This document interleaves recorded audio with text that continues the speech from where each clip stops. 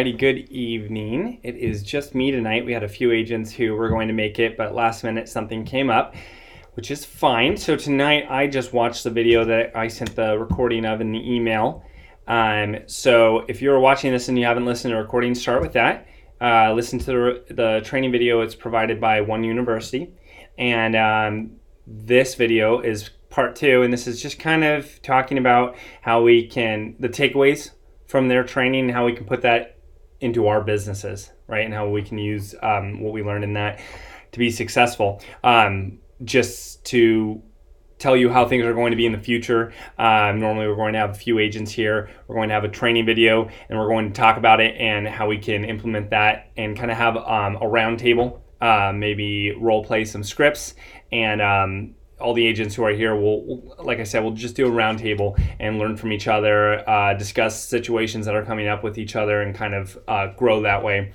Talk about different lead sources like cancel and expired listings, for sale by owners, open house leads, etc., and how we can convert those, and again, role playing those situations. But tonight it's just me, so I just wanted to go over the takeaways from the training video by One University. First off, in the email you received this handout. This handout is quite simply a summary, right? It summarizes everything that's in there. And so keep that, print that out.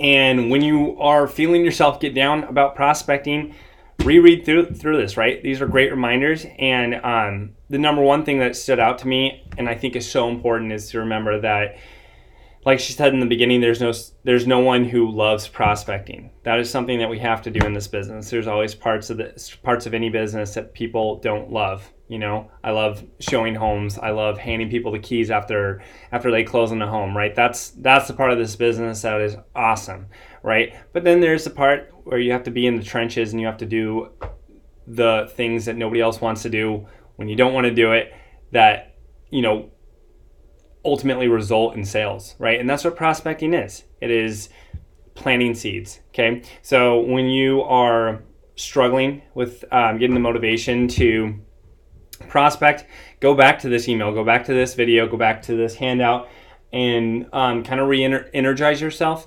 and remind yourself that you're not alone. Everyone is going through this, right? So that was the first big takeaway for me. The second one was time blocking. I've said this many times, probably to many of you. If you're not scheduling time to do the hard things, it's not going to happen, right? If I want to go to the gym tomorrow and I don't actually pick a time I'm going to go to the gym, it's not going to happen, right? It doesn't just happen. You have to actually put in your schedule and say, between 9 and 10, I'm going to be making phone calls, and I'm going to be making this many phone calls, and nothing else is going to happen until I'm done, right? Actually time block the hard things, or else it's not going to happen.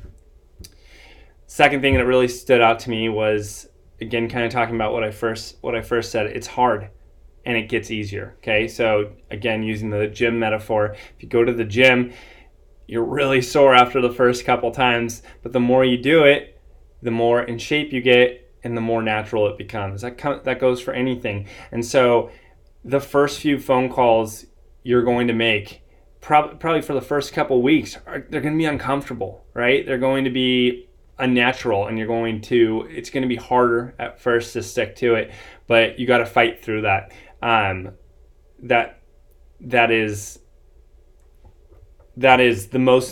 might be the most important thing to take away. Don't think of this as an incredibly difficult thing that's going to always be incredibly difficult, or else you're going to get burnt out really fast. This is something that it's going to become more natural and easier for you. So tough it out at first, and watch how you're able to grow and get so much better the more you do it. Thirdly, she talked about believing in yourself as a product, right? In real estate sales, we're not traditional salesmen. We're not Amway salesmen or Cutco salesmen, right? We're not trying to convince someone they need a product that they don't need, right? We're not going around like a Cutco salesman saying, hey, you need this knife. Let me tell you how this knife that's going to change your life. When in reality, is it really going to change your life, right? That's a hard sell for someone in that business. In our business, we're not doing that. You're not knocking on people's door and saying, do you want to sell your home? Do you want to sell your home? Do you want to sell your home? You're knocking on people's doors and you're saying, hi, my name is Isaac Schaefer. I'm with Realty One Group. If there's ever anything I can do for you, let me know, right? You're calling your friends and family and you're saying, hey, I'm in real estate. I know you know that, but I just want to remind you, if you know anybody who has any questions about real estate, call me, right? You're not being a secret agent. So selling yourself and believing in yourself as a product. That was a huge takeaway for me that I feel like she really eloquently stated. Think of yourself as a product. Think of yourself as the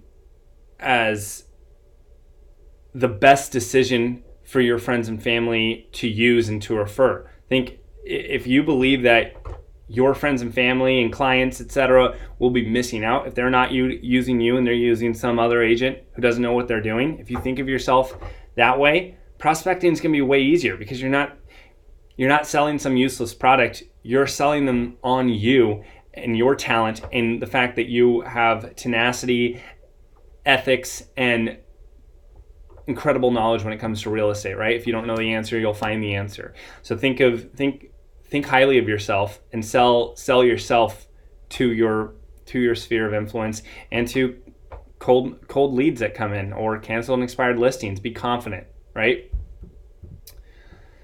I'm reading through my notes here.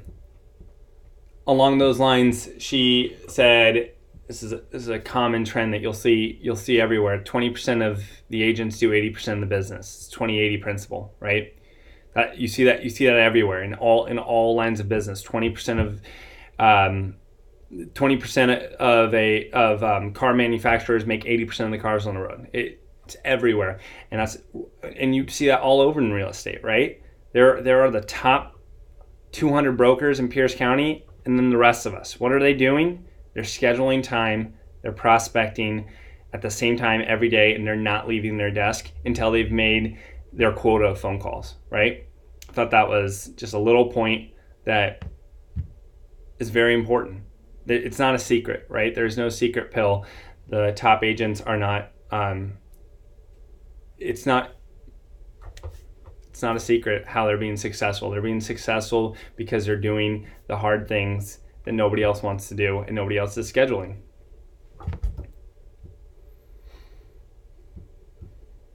Okay, write down your plan of action, right? So I already said schedule it. Absolutely schedule it. But again, write down how many calls you're committing to. Don't schedule time to prospect and then spend 45 minutes of your hour on Facebook looking at friends' profiles and being like, oh yeah, writing down names of who you're going to call, right? That's not prospecting. That's pretending to prospect. And then you have 15 minutes and you make, one phone call and send 3 texts, right?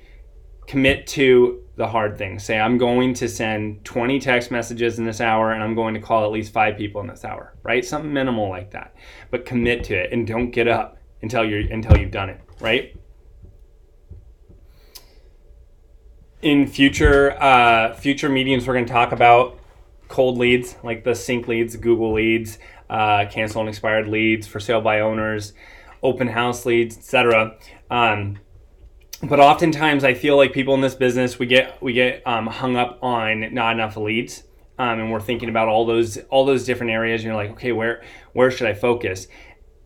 And I ask, when was the last time you actually called your sphere of influence, right? When was the last time you called all your past clients? Or if you're new to the business, your past coworkers, your friends who live in the area, your family who lives in the area, etc. When was that is low-hanging fruit. That's easy. You don't need an introduction to those people. It's not awkward that you're calling them. They want to hear from you. You're calling them and you're just saying hello. You want them to talk about what's going on in their life so that you can talk about what's going on in your life. And then I wrote down some talking points because when I first got in the business, I struggled with how do I start a conversation with someone like that and not seem obnoxious. I didn't want to be an obnoxious salesman, trying to sell family and friends. And so I was like, okay, I want to go to them with something I'm happy about, something I'm proud of, something of value, so that it's not a random call out of the blue. I'm calling about something specific and it's not soliciting, something I'm excited about. So I wrote down some of the things I did when I first started in the business that worked well for me. I would use this excuse before weekends. I was having an open house when we had a listing. I'd call friends and family, or at least text them, anyone in the area, and I'd say, hey, I'm hosting an open house at this address. I know it's relatively close to you, or I know you're in Tacoma and it's on the other side of Tacoma, but I thought you might be interested in it. It's a really cool home. If you make it, that'd be great. And that was just a great excuse to, again, what are we doing here? We're not saying, do you want to buy a home? Do you want to buy a home? Do you want to sell a home? You're reminding them that you're in the business, right? You're trying to get that right place at the right time. So when they are ready to buy a home, they don't forget about you. Or when they get that email and they're like, oh yeah, I would like to see an open house. And then they see you. And then the next day they hear from their friend that they're thinking about buying a home, and they refer that friend to you, right? That's the whole point of this. Another kind of script that I use when I wanted an excuse to call people out of the blue. I